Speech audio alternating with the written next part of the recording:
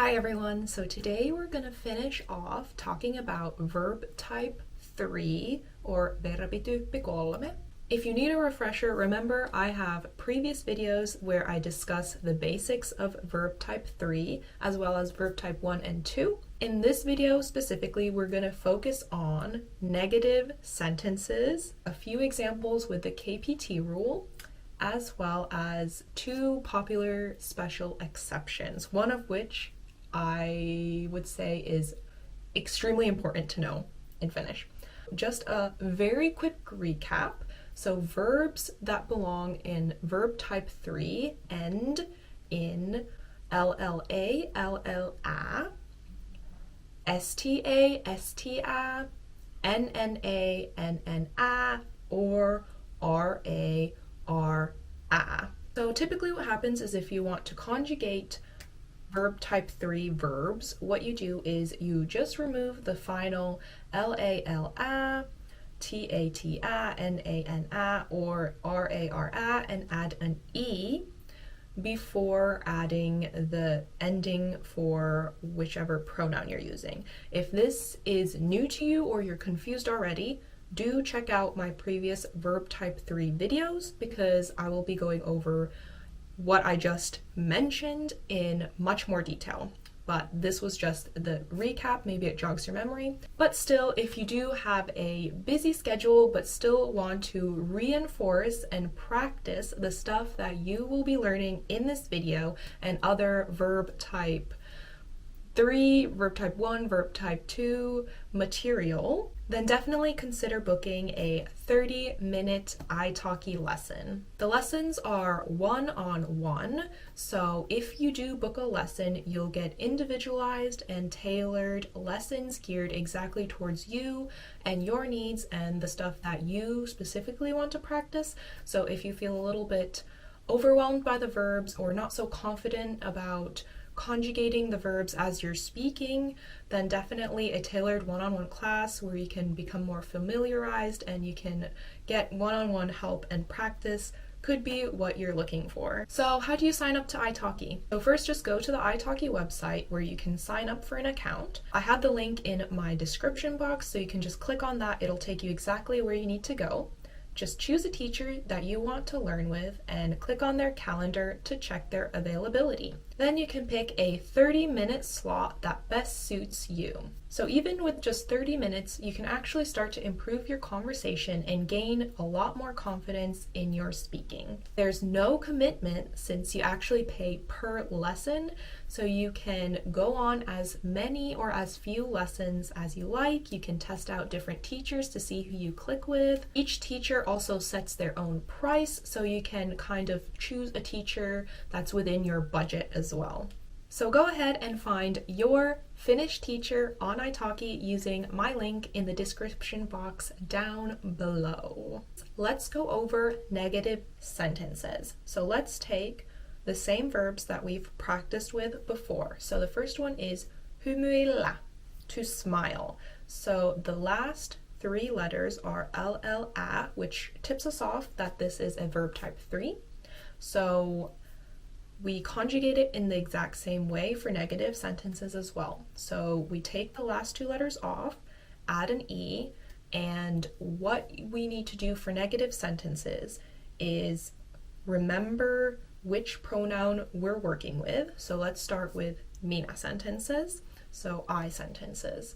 So the negative bit in the sentence also changes to fit the pronoun. So the sentence structure would be pronoun, negative word, which mirrors which pronoun you're using, and then after the negative part, you put the verb. Okay, so that is the sentence structure of how you're going to structure these sentences. Pronoun, negative bit, which is mirroring the pronoun you use, and then verb. So the easy thing about the negatives is the verb part, you're not adding any endings to them. So all you need to do is take off the last two letters and add the E like we've done in all of our previous practice for the verb type 3, and then you just leave it like that. because the pronoun and the negative bit is already indicating who is being talked about. For the verb hymyillä, it would become minä en hymyile. It's always minä en, sinä et, hän ei, me emme, sinä hän, me, te ette, he eivät. It will always be like that. Okay, so for hymyillä, the verb will conjugate as follows in negative sentences. Minä en hymyile, sinä et hymyile, hän ei hymyile, me emme hymyile, te ette hymyile, he eivät hymyile. Of course, you can also use the puhekieli versions, which I'll put up on the screen right now. So you can compare the kirjakieli and the puhekieli. Of course, when you're talking to other people, you will most likely hear the puhekieli version. Of course, this is a more southern Helsinki region puhekieli. Keep that in mind. Let's take another example. So nousta, to get up. So for negative sentences, we just take off the last two letters, add an E, and leave it at that. Then all we do is just pick the pronoun that we want to use, and then make sure the negative part, which comes after the pronoun and before the verb, is mirroring the pronoun that you're using. So nousta becomes nouse, and then the conjugations for the different pronouns would be minä en nouse, sinä et nouse, hän ei nouse, me emme nouse, te ette nouse, he eivät nouse. To make a simple negative sentence, this is the format you would use. Minä en nouse, I don't get up, aamulla, in the morning, aikaisin, early. Minä en nouse aamulla aikaisin. So we're using minä en nouse, I don't get up.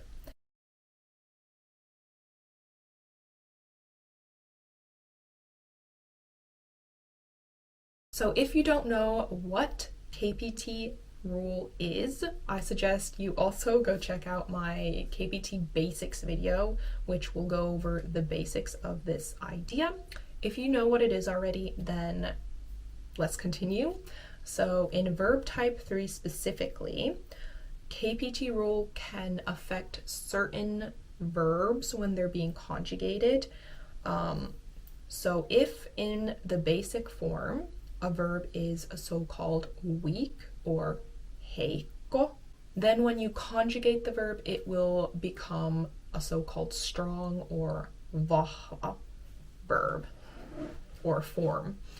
So in verb type 3, the KPT rule affects when a verb is weak in its basic form.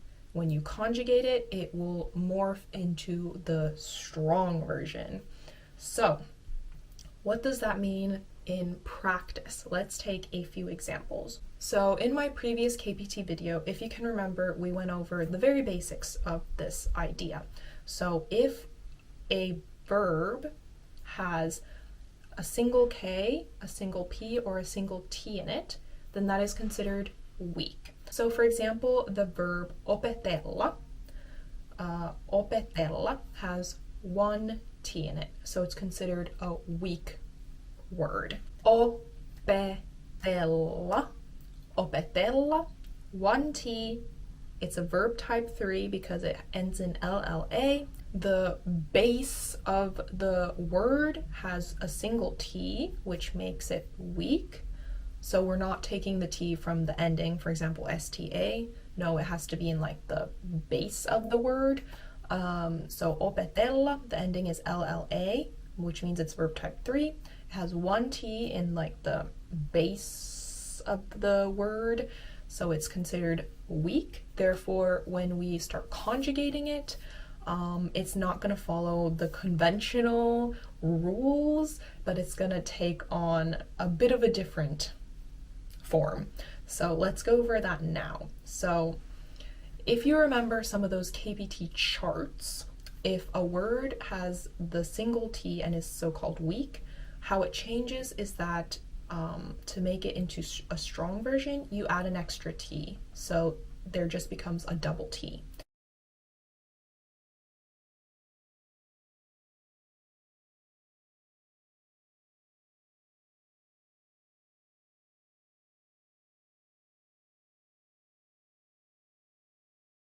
The verb conjugations for all the pronouns for the verb opetella is minä opettelen, sinä opettelet, hän opettelee, me opettelemme, te opettelette, and he opettelevat. For the negative sentence, this would be minä en opettele, sinä et opettele, hän ei opettele, me emme opettele, te ette opettele, and he eivät opettele. So the negative is working in the same way as previous examples.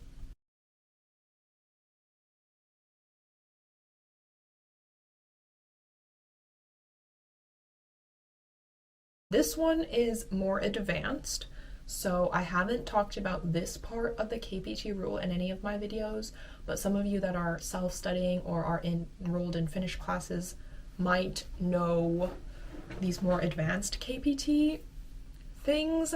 So I'm just going to add this here for those of you that are at a bit more of an advanced level, but if this is confusing to you already, don't worry about it, you can just skip ahead.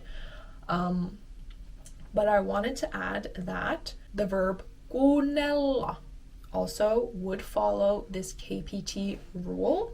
So in some of the more advanced charts and rules of KPT, you might know that NN is considered weak. So kuunnella, LLA at the end, indicates it's verb type 3, and the base of the word has NN in it, which makes it a so-called weak verb. Okay, so what we need to do is NN to transform this weak NN into a strong verb. It needs to be changed to NT. Okay, so some books will have these charts where it shows all the different weak versus strong letter combinations. So this would be one of them. And that is the reason why kuunnella becomes minä kuuntelen. So NT, kuuntelen, minä kuuntelen. Kuunnella becomes minä kuuntelen.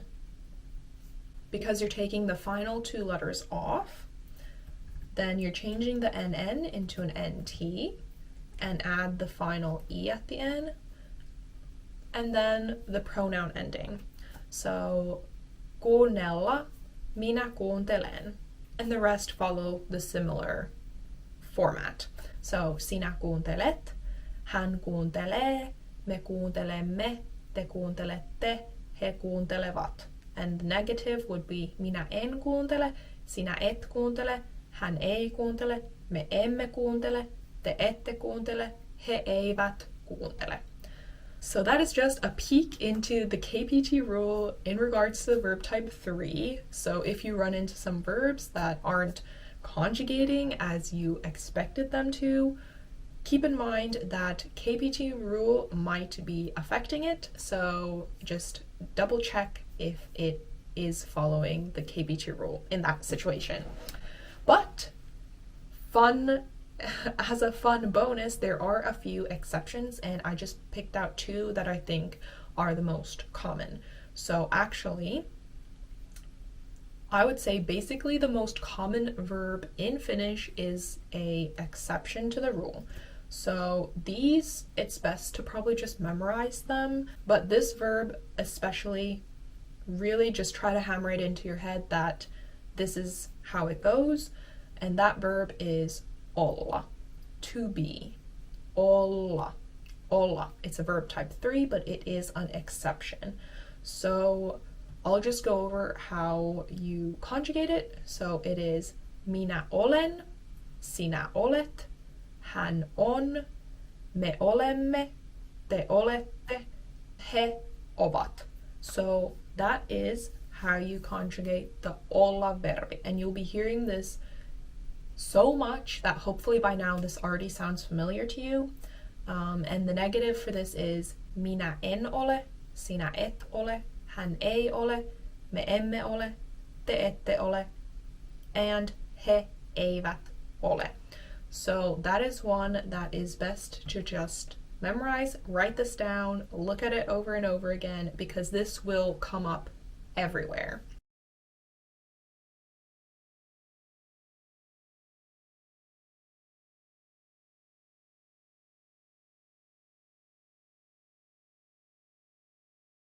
Another fairly common verb type 3 verb that is an exception is the verb juosta, which means to run, juosta, and the conjugation is as follows. So minä juoksen, sinä juokset, hän juoksee, me juoksemme, te juoksette, and he juoksevat. The negatives for this is minä en juokse, sinä et juokse, hän ei juokse, me emme juokse, te ette juokse, and he eivät juokse. So if remembering verb type 3 isn't hard enough, we do have KPT rules and these random exception verbs as well, so that'll always keep you on your toes. So don't be too frustrated if you're practicing this and you come across a verb that you just can't figure out why it's conjugating, how it's conjugating. In that case, if it's not, you've ruled out KPT rule, then it's most likely just an exception. So this was what I wanted to talk about today. Thank you so much for listening this far if you still are. I do just want to show you guys, this is not related to Finnish at all, but I just wanted to show you something that came in the mail today that I'm very, very, very happy about. So I got this custom-made jewelry. I bought this myself. So I got a bracelet and a necklace. If you saw this necklace that I was wearing in the video, actually I had a clay paw print of Sidney's paw. Like, you had a piece of clay and then you like put her paw in it and it left an indentation. So with that, I was able to order this custom jewelry that will take that photo of the clay paw and make jewelry out of it. So that is Sidney's actual paw print. And then I also have a bracelet version. Oops. And then on the other side, if you flip it, it has her name. I don't know if that is visible or not. My hand is at an awkward angle, but it says Sidney. So I'm very happy with that. And yeah, that way I can just have her paw. I mean, I've had the tattoo of her name on my foot for at least 6 years now. But yeah, this was just something I wanted because of everything. Anyways, happy Finnish learning and see you in my next video. Moikka!